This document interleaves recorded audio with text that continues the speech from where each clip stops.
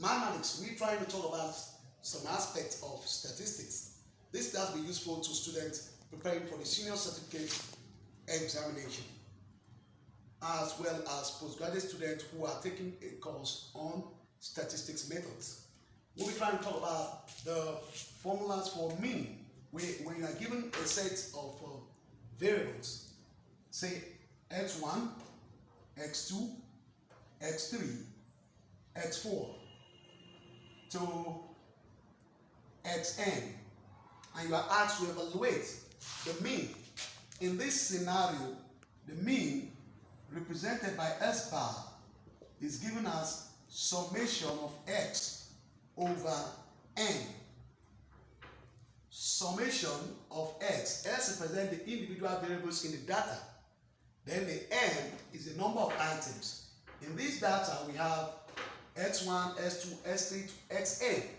So if we have 2, 4, 6, 8, 10, and we are asked to evaluate the mean becomes x bar is equal to x1 plus x2 plus x3 plus x4 plus x5 all over 5. The number of items are 5.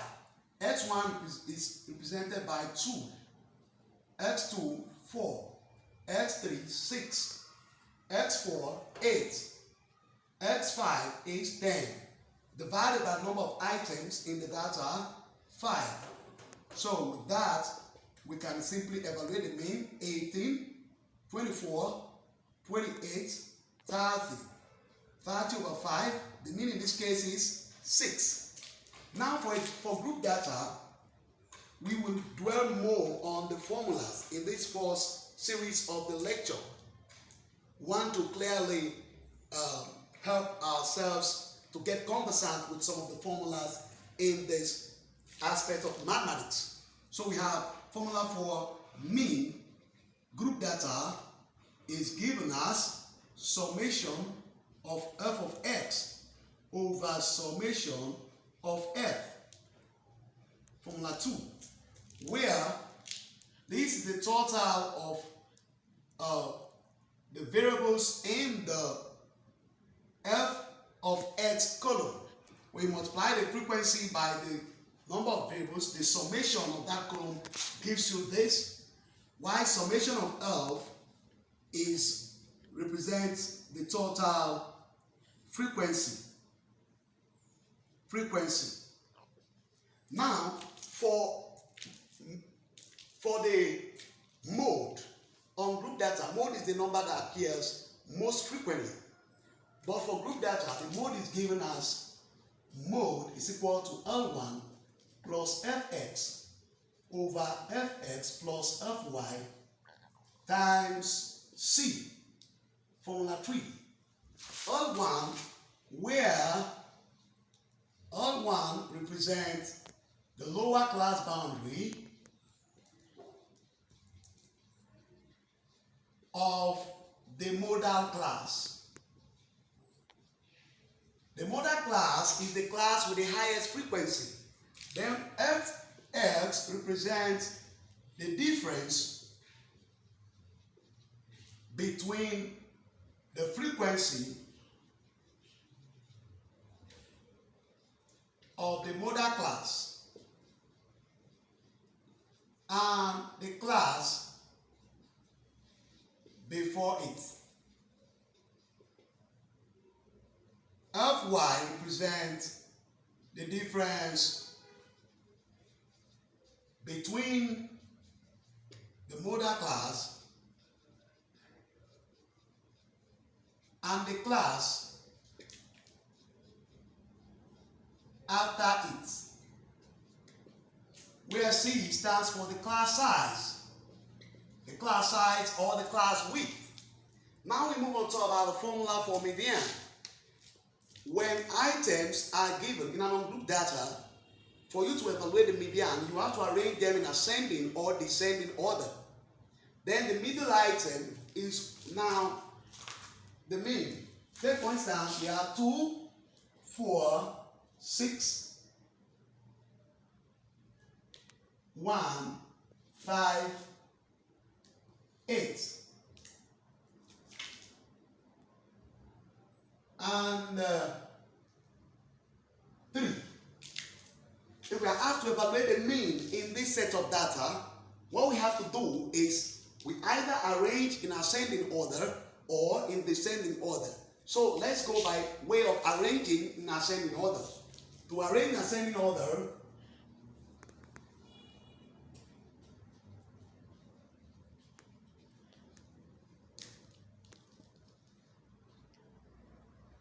here we have to determine, or we have to evaluate the mean,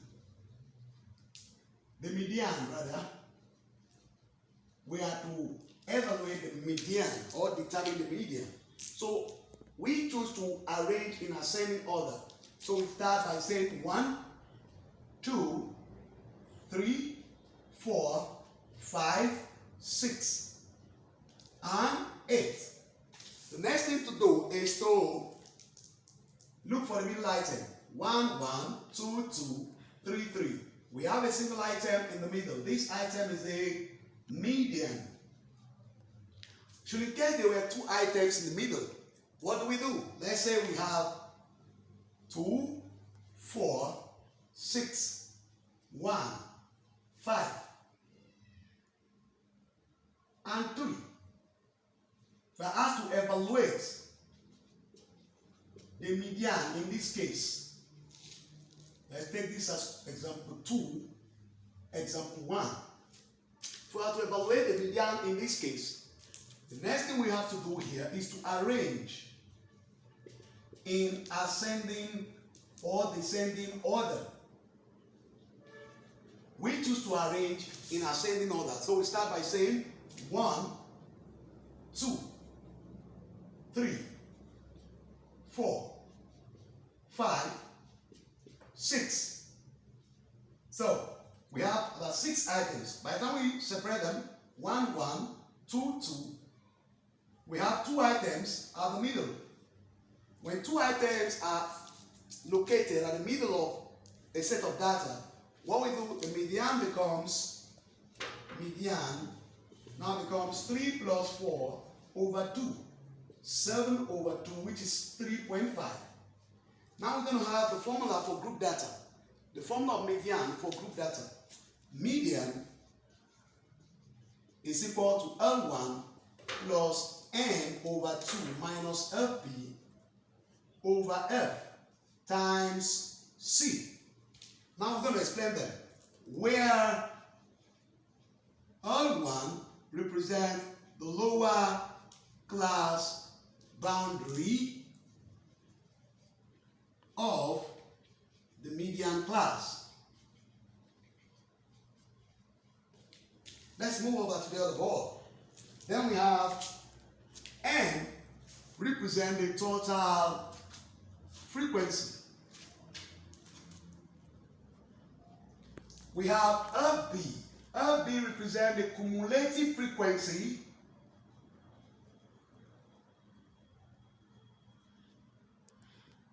before the median class. We have F. That's the frequency of the median class.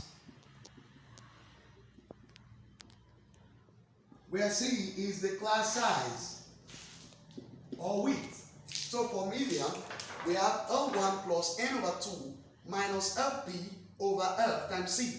L is the lower class boundary of the median class. N is the total frequency divided by 2. FB is the cumulative frequency before the median class. F is the frequency of the median class. And then C is the class size.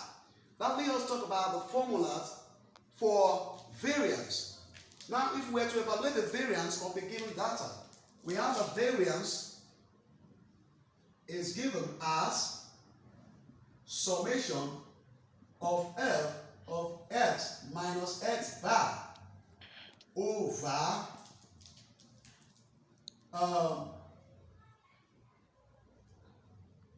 summation of F. That's square, right? the formula for variance. Summation of f of s minus s bar all square over summation of f. Now, in this case, you have to evaluate the mean. Now, when we go into the practice section, we're going to explain how to apply this formula. Then we move on to talk about what? We move on to talk about a standard deviation. Standard deviation is given, represented by s. So s is the square root of the variance. So the standard deviation is the square root of the variance. First quartile, we have the first quartile, Q1 is equal to L1 plus N over 4 minus FB over F times C, where L1 is the lower class boundary of the first quartile. Q1 represents the first quartile. N is the total frequency. For you to calculate the first quartile, you divide the total frequency by 4. FB is the cumulative frequency before the first quartile. F is the frequency of the first quartile. C is the class size. Then we move on to talk about the third quartile. The third quartile is given as Q3 is equal to L1 plus 3N over 4 minus FB over F times C, where Q3 represents the third quartile. L1 represents the lower class boundary of the third quartile. 3N. N stands for the total frequency. Multiply the total frequency by 3, divide by 4. Then this represents, F represents the cumulative frequency before the third quartile. F is the frequency of the third quartile, and C represents the class size of the third quartile. Here on the board we have them exemplified. So when we move over to the other side of the board, we have the percentiles. If we are asked to find percentiles, is given, the formula for percentile is given as PI is equal to LI plus NI over 100 minus FB over F times C. Now, PI represents the percentile required. LI is the lower class boundary of the required percentile. NI is the total frequency of the required of the percentiles. Then the FB represents the cumulative frequency before the required percentile. F is the frequency of the percentile, of the required percentile, and then C is the class size. If we are asked to find the 90th percentile, P90, we will say Li plus 90 over 100, 90N over 100 minus FB divided by F times C. What that means is you divide 90 by 100, multiply by the total frequency. You use that to evaluate the lower class boundary of that required percentile, which is the 90th percentile. Then from there you evaluate the frequency and then the cumulative frequency before that 90th percentile. If you are asked to find the 10th percentile, B10 now become the lower class boundary of that 10th percentile plus 10N over 100 minus FB over F times C. What that means is you multiply the total frequency by 10 divided by 100 minus, you will then use that to evaluate the lower class boundary of the what? Of the 10th percentile. Then from there you can equally evaluate the frequency and the cumulative frequency respectively. We now talk about the deciles, the formula for deciles. Di is equal to Li plus Ni minus Fb over Fi times C. Li is the lower class boundary of the required decile. Ni is the total frequency. Fb is the cumulative frequency before the required decile. Fi is the frequency of the required decile. Then C is the class size of the ith or required decile. Now let's look at the table on the board. Let me have my calculator. Then we have the table on the board. Here we have the class interval. In the class interval, we have 2 to 4.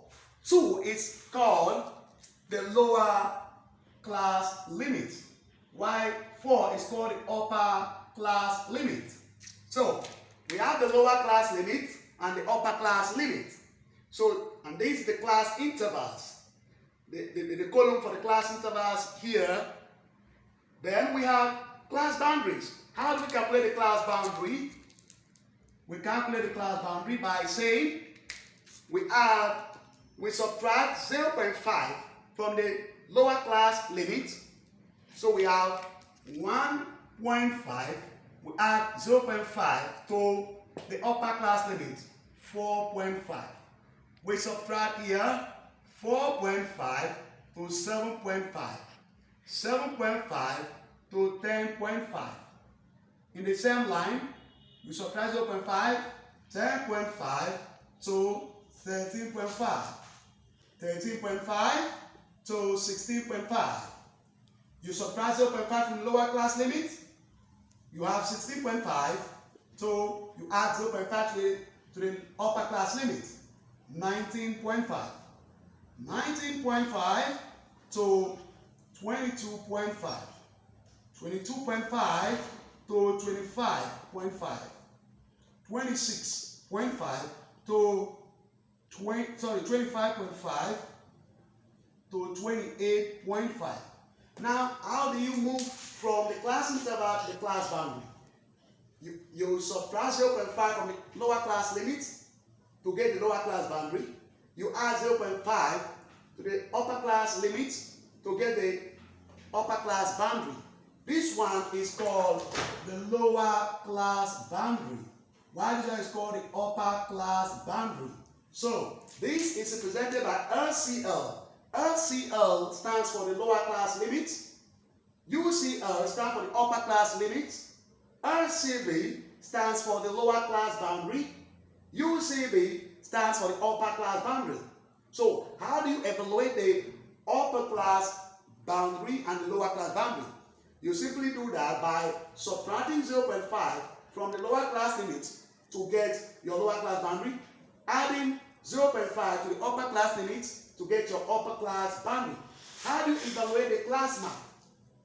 The class mark could be evaluated in either ways. You could add the lower class boundary plus upper class boundary divided by 2, or you can also add the lower class limit plus upper class limit divided by 2. 2 plus 4 is 6. Divided by 2 is 3. 1.5 plus 4.5 is 6. Divided by 2 is 3. So here we have 2 plus 4 divided by 2, 3. So 5 plus 7, 12. Divided by 2, 6. 8 plus 10, 18. Divided by 2, 9. 11 plus 13, 24. Divided by 2, 12. 16 plus 14, 30. Divided by 2, 15. 17 plus 19. That is 36. Divided by 2, 18. 20 plus 22. That's 42. Divided by 2, 21. 23 plus 25. That is 48. Divided by 2, 24. 26 plus 28. You have what? You have 54. Divided by 2 is 27. So, here is the class mark. The class mark is presented by X. The class mark. Now, if we were given the frequency for this, in this case, we don't have the frequency, but I will have to put down some frequency. The goal of this frequency I'm putting down is to use this frequency to calculate the cumulative frequency. If you are given the frequency, say we have 2, 3, 6, 20, 5, 1, 4, 3, and 7. Let's assume this is the frequency. If you are to evaluate the cumulative frequency from the frequency column, this column is the assumed frequency. This is the assumed frequency. So if we are to evaluate the cumulative frequency, what do? We bring 2 here. 2 plus 3 is 5. We put it here. 5 plus 6 is 11. 11 plus 20, 31. 31 plus 5, 36. 36 plus 1, 37. 37 plus 4, 41. 41 plus 3, 44. plus 7. We have 51. 51. So, if you evaluate the total frequency, summation of F here, you have 51. So, today we have just been through how to evaluate the class boundary from the class interval, how to also evaluate the class mark from the class boundary or the class interval. So we agreed that the lower class boundary plus the class mark x is equal to lower class limit plus upper class limit divided by 2, or lower class boundary plus upper class boundary divided by 2. So these are the formulas. Now, for you to evaluate the lower class boundary from the lower class limit, you subtract 0.5. For you to evaluate the upper class boundary from the upper class limit, you add 0.5. Then we assume that these were the frequency for this given data. We now use it to evaluate how to calculate the cumulative frequency. You have 2 here, you move it here 2. Add 2 to 3, you have 5, you put it here. 5 plus 6, 11, you put it here. 11 plus 20, 31, you put it here. And so on to get to the end of it. So, in the next class, we'll have to do more complex calculations. For the time being, it's a pleasure to be with you, your online teacher, over and out, according to John Boo. Thank you.